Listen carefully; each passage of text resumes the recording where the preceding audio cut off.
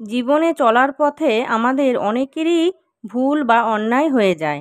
হয়তো কেউ কেউ অজ্ঞানেই অনেক ভুল করে ফেলি, আবার কেউ কেউ সজ্ঞানেই অন্যায় করি। কিন্তু পরে যখন আমরা বুঝতে পারি তখন আমরা অনুশোচনা করি, আর আমাদের নিজেকে তখন পাপী বলে মনে হয়।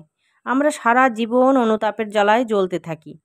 এই রকমই মানসিক স্থিতির একজন প্রতিবেশী ঠাকুর শ্রীরামকৃষ্ণকে একবার জিজ্ঞাসা করলেন যে আমরা যে পাপী, তাহলে আমাদের এই যন্ত্রণা থেকে উদ্ধারের কি কোনো উপায় নেই? ঠাকুর তখন বললেন, উপায় থাকবে না কেন? মনে প্রাণে তার নাম গুণগান করতে হবে, তাহলে দেহের সব পাপ পালিয়ে যাবে। দেহবৃক্ষে পাপ পাখি আছে, আর তার নাম কীর্তন যেন হাততালি দেওয়া। হাততালি দিলে যেমন বৃক্ষের উপরে সব পাখি পালিয়ে যায়, তেমনি সব পাপ তার নাম গুণকীর্তনে চলে যায়। ঠাকুর একটি কথা সুন্দরভাবে বলেছেন যে শুধু ঈশ্বরের নাম নয়, তার নাম গুণকীর্তন অর্থাৎ নামের সঙ্গে সঙ্গে তার গুণগুলিকেও স্মরণ করতে হবে। বারবার ঈশ্বরের নাম স্মরণ করতে বলেছেন, কারণ তাদের গুণ বা যেসব কর্ম তারা তাদের জীবনে করেছে সেগুলি সবসময় চিন্তন করতে করতে আমাদের মধ্যে বোধ বা জ্ঞানের উদয় হয়।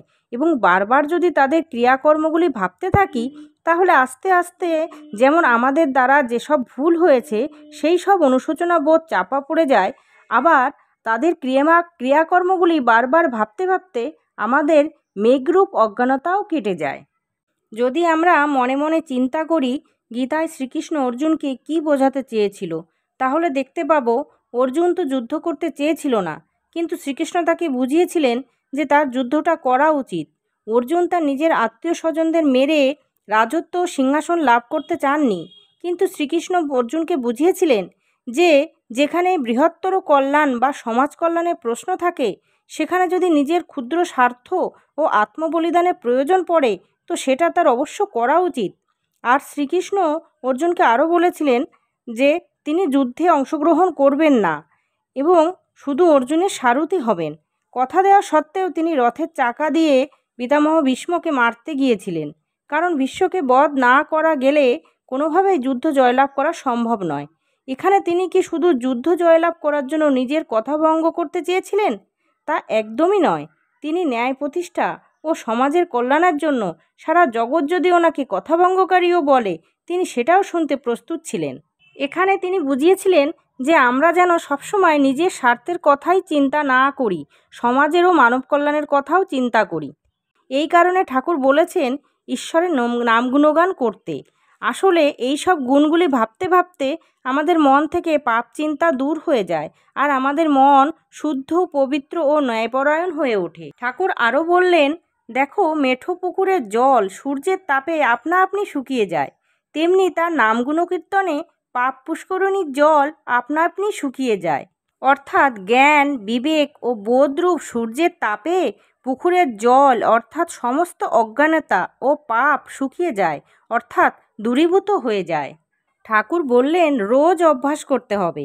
একটি উদাহরণ দিয়ে বললেন, সার্কাসে যেমন ঘোড়া দৌড়াচ্ছে, তার উপর বিবি এক পায়ে দাঁড়িয়ে রয়েছে।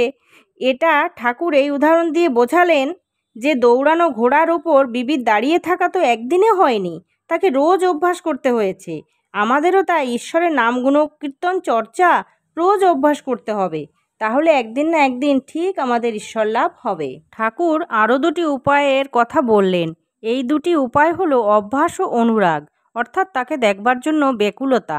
এই অভ্যাসগুলির সঙ্গে সঙ্গে যদি আমরা রোজ ঈশ্বরের নাম গুণকীর্তন করি, তাহলে আমরা নিশ্চয়ই বুঝতে পারবো আমাদের কি করা উচিত ও কি করা উচিত নয়।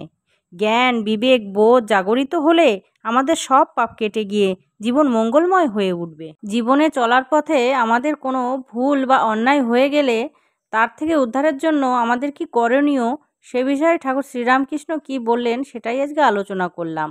দেখা হচ্ছে আবার পরের ভিডিওতে। ততক্ষণ আপনারা সুন্দর এবং সুস্থ থাকবেন। ধন্যবাদ।